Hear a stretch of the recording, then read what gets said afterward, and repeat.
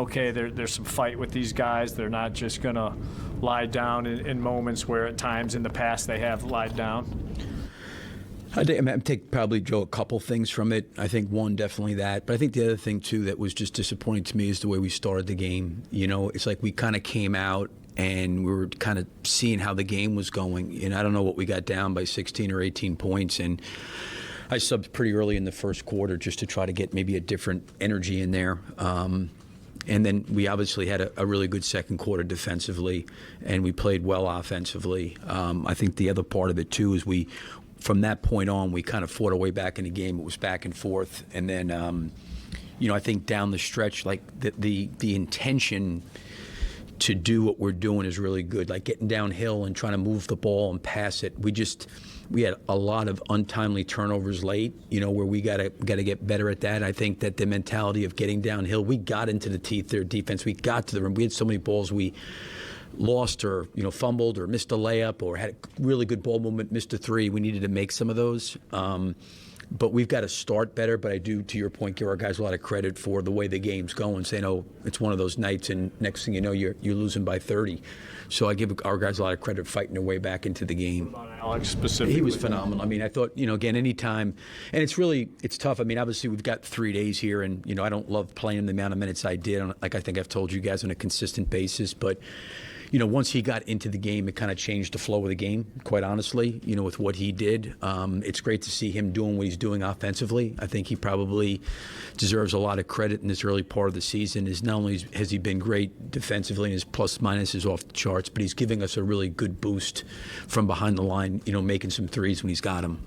Billy, you spoke pregame about how you felt comfortable putting Alex on KD. What do you think? I mean, you look at that height difference, and maybe that looks like that's an uneven matchup. What do you think it is about the way that he defends larger players like that allows him to just overcome so many of those height differences? I think he really understands passing angles, and part of that is understanding like where the ball is at, where Kevin or whoever he's guarding is posting up, and then kind of like cutting down the angle where the pass becomes a lot more riskier to make. And he really does a great job of that, and you probably need to speak to him maybe more in detail, but he moves his feet and he's strong enough, good enough base, and we're trying to pull in on the backside to show some support and some help there. But he, they were really trying to screen him to get him off Durant. I mean, that was clearly, they were trying to like change the matchup, and I give Alex an enormous amount of credit refusing to get the matchup changed. And there was some times he got clipped and he needed some help, but for the most part, when they were trying to ISO him in the post or ISO him at the elbow, even coming out of a timeout when they tried to get him in the middle of the lane, he just understands those angles and where he needs to be and makes those passes really difficult. And then he's got the quickness to kind of get around and deflect passes. Billy, how do you decide whether to go to DeMar or Zach with 7.3 seconds left? Just what's going through your process of drawing up this play for this person?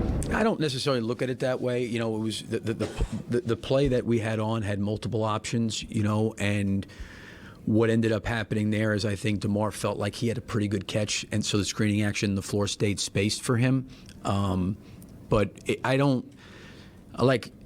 I think you have to try to include Zach in the option, DeMar in the option.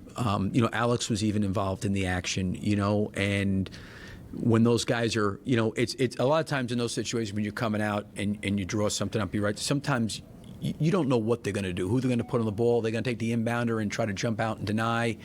So you don't know what necessarily they're going to do. You get a feel for that, watching film in those situations they're in.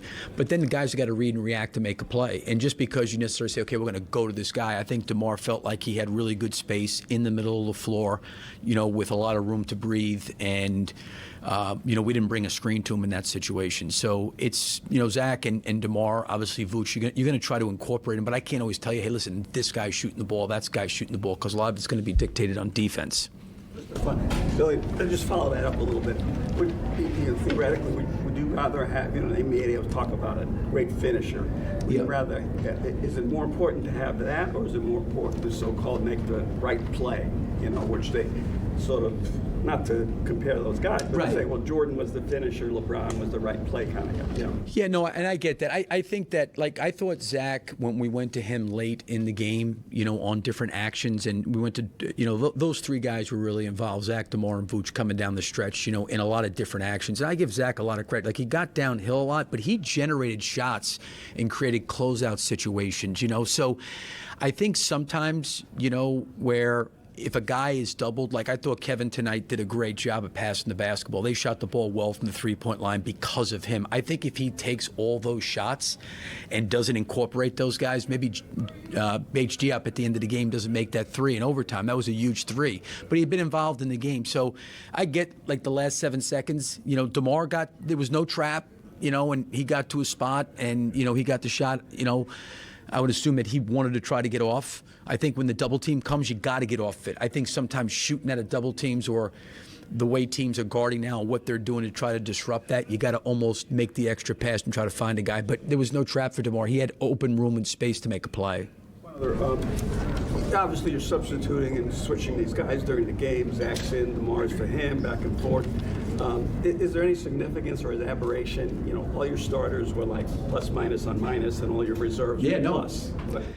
Yeah, I think it's a great point. I think the one thing you try to look at, and I don't mean this to be disrespectful to anybody, because obviously it's the most competitive and difficult basketball league to play in the world, and I've got total respect for it.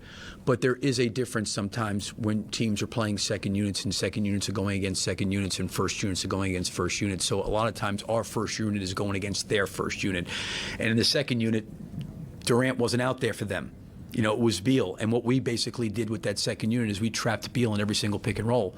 So he couldn't even get involved, But when all of a sudden you throw Durant out there with him, it becomes kind of like a different animal with the two of them. Then you have Grayson Allen out there. So some of that stuff can be a little bit misleading, the plus minus. I totally get it. But if you do get guys that are mixed into second units, I think you can get a good feel for that.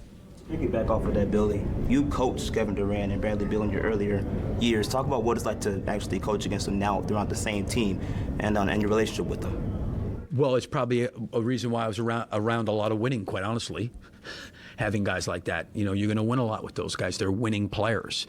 I only had Brad for 1 year and Kevin for 1 year, but their work ethic, their love for the game, their commitment to it, their competitiveness, their internal drive to be great, I've got an enormous amount of respect and admiration for. So, I feel like I've been very, very blessed over being involved in the game to be around, some of the best. And, those two guys are not only really, really good guys and great people, they're certainly great players too.